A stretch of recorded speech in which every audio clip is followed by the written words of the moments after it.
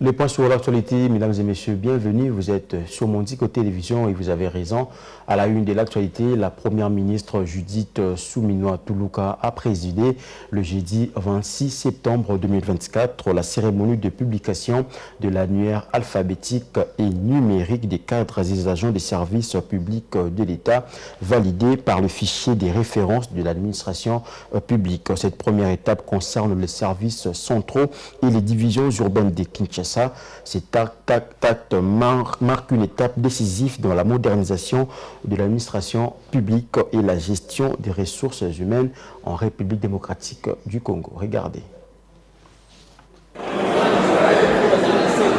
Un des objectifs majeurs de cette initiative du ministère de la fonction publique est de maîtriser les effectifs et la masse salariale de l'État. Jean-Pierre Liao, vice-premier ministre, ministre de la fonction publique, modernisation de l'administration publique et innovation du service public, a souligné que cet annuaire représente un outil de gestion crucial permettant de recenser de manière précise l'ensemble des agents de l'État. Cette démarche est essentielle pour mettre fin à la présence des fonctionnaires fictifs, une situation qui a longtemps miné l'efficacité de l'administration publique en République démocratique du Congo.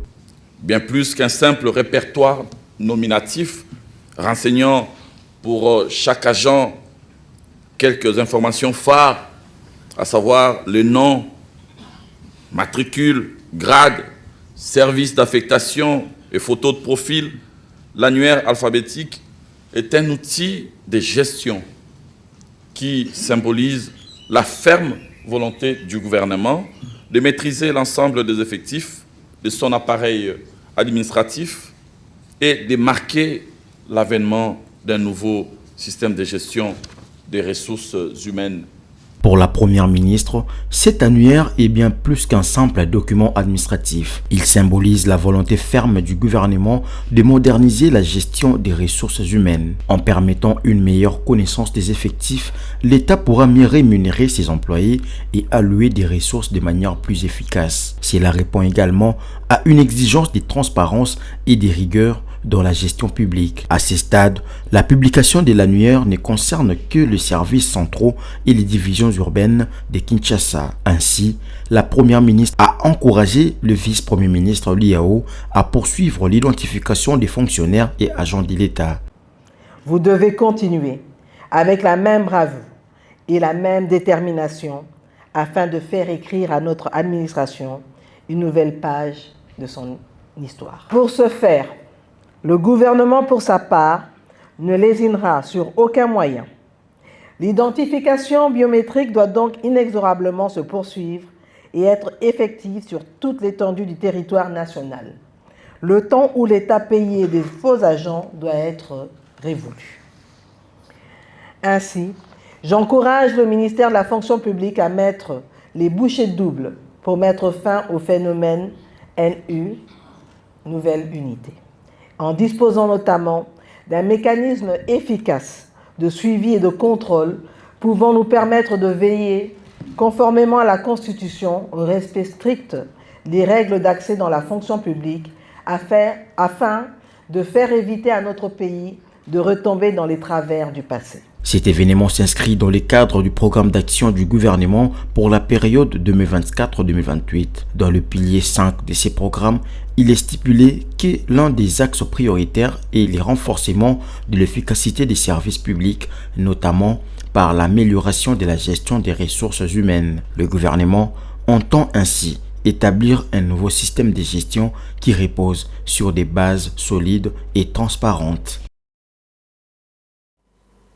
De son côté, le vice-premier ministre, ministre de l'Intérieur, Sécurité, Décentralisation et Affaires coutumières, Jacquemain Chabani, a ouvert le même jeudi 26 septembre à Kinshasa la première session de la commission technique mixte en matière de frontières entre la République du Soudan du Sud et la République démocratique du Congo. Ces travaux visent la mise en place d'un cadre juridique portant création et fonctionnement de la commission technique en matière de frontières entre les deux pays. Regardez. Les travaux de la première session de la commission technique mixte RDC-Soudan du Sud ont démarré le 26 septembre 2024 à Kinshasa, capitale de la République démocratique du Congo. Les délégués de ces deux pays se retrouvent dans la capitale congolaise pour discuter sur la manière de gérer pacifiquement leurs frontières communes. Pour ce faire, un cadre juridique portant création et fonctionnement de la commission technique en matière des frontières entre les deux pays sera mis en place. Les travaux seront sanctionnés par la signature d'un protocole d'accord entre les responsables de la sécurité de la RDC et du Soudan du Sud. Le vice-premier ministre, ministre de l'Intérieur, Sécurité, Décentralisation et Affaires coutumières, a salué l'engagement de deux chefs d'État, Félix Tshisekedi de la RDC et Salva Kiir du Soudan du Sud, à vivre dans la paix. Notre présence en ces lieux témoigne la volonté de nos deux chefs d'État, Salva Kiir de la République du Soudan du Sud et Félix Antoine Tshisekedi Tshilombo de la République démocratique du Congo, de voir les peuples des deux pays vivre dans l'unité, la concorde et la paix. Pour la petite histoire, la frontière entre la République démocratique du Congo et la République du Soudan du Sud est régie par le régime de neutralité du 12 mai 1894. Cette frontière a une longueur d'environ 787 km, exclusivement terrestre, et est établie le long de la ligne de partage des eaux du Congo et du Nil. Une fois ce cadre signé, la commission technique élaborera un programme pour la démarcation effective de la frontière commune avec une méthodologie précise et un budget adéquat. La démarcation des frontières est vue comme une étape importante pour la coopération régionale et la sécurité de deux pays qui partagent une frontière terrestre stratégique. Dans l'actualité également, le ministre provincial des Transports et Mobilité urbaine, Bob Amisso, a dans une décision pris la mesure d'interdire la circulation aux heures de pointe tous les véhicules de 20 tonnes ou plus travaillant à Kinshasa pour le transport de biens. Les policiers, les agents et cadres de la division urbaine de transport sont appelés à faire respecter cette mesure, nous dit Rantaluela. Les gouvernements qui se sont succédés à la tête de la ville-province de Kinshasa ont presque pris cette décision pour plusieurs raisons, comme réduire les embouteillages que ces véhicules créent au regard de leur lenteur, manœuvre ou déviation qui prend 2 minutes en raison de leur poids et leur longueur. Sans préciser la raison, le ministre de Transport et Mobilité urbaine, Bob Amisso, a pris la décision d'interdire la circulation aux heures de pointe entre 6h et 10h du matin et entre 15h et 21h des véhicules de 20 tonnes ou plus travaillant à Kinshasa pour le transport de biens. Cette mesure, datant du 23 septembre 2024, va servir dans la réglementation relative à la circulation des véhicules de 20 tonnes ou plus dans la ville de Kinshasa. Mais quelle stratégie pour faire respecter cette mesure sur terrain? Sous l'administration Ngobila en 2022, cette décision a été prise pour diverses raisons, dont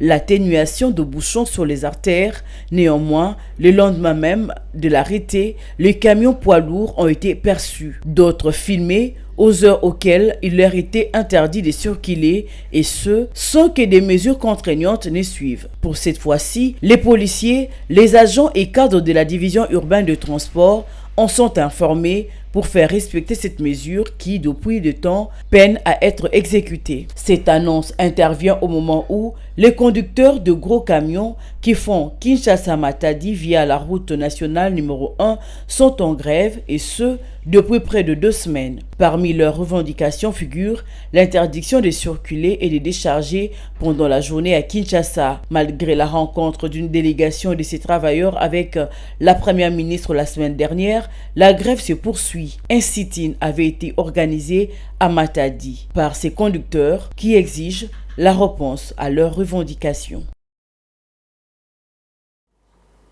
Et pour terminer, les machines de la centrale hydroélectrique des Ruzizi 1 sont remplies de déchets plastiques qui ont occasionné des difficultés des fournitures en électricité dans la ville de Bukavu, chef-lieu de la province du Sud Kivu, dans la partie est de la République démocratique du Congo. Depuis un certain moment, cette ville connaît des délestages à répétition à cause des déchets plastiques qui ont empêché le fonctionnement normal des machines de cette centrale.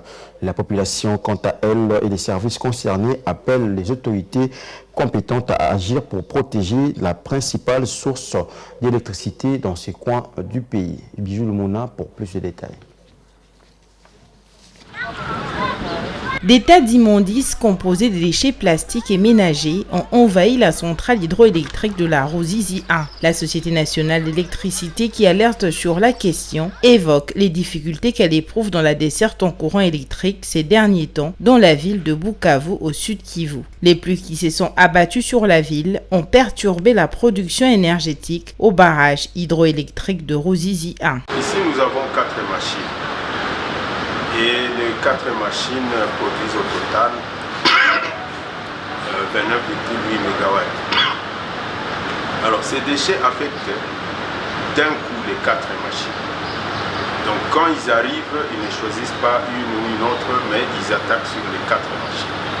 Alors en ce moment-là, si je vous ai dit qu'on fait l'opération de nettoyage des grilles et des machines pendant plus ou moins 6 à 7 heures, c'est parce que sur chaque machine, on peut nettoyer pendant plus ou moins 2h30. Le personnel de la SNEL a procédé à l'opération d'évacuation des bouteilles et emballages plastiques et bien d'autres déchets non biodégradables à la rivière Ruzizi. Le directeur provincial de la SNEL Sud Kivu, l'ingénieur Jovi Moulé Mangabo, a indiqué que ces déchets ont bouché les canaux et les turbines, occasionnant de coupures intempestives de l'électricité à Bukavu. Il suggère une sensibilisation pour une bonne gestion de ces déchets. Réfléchissons sur une politique de contrainte.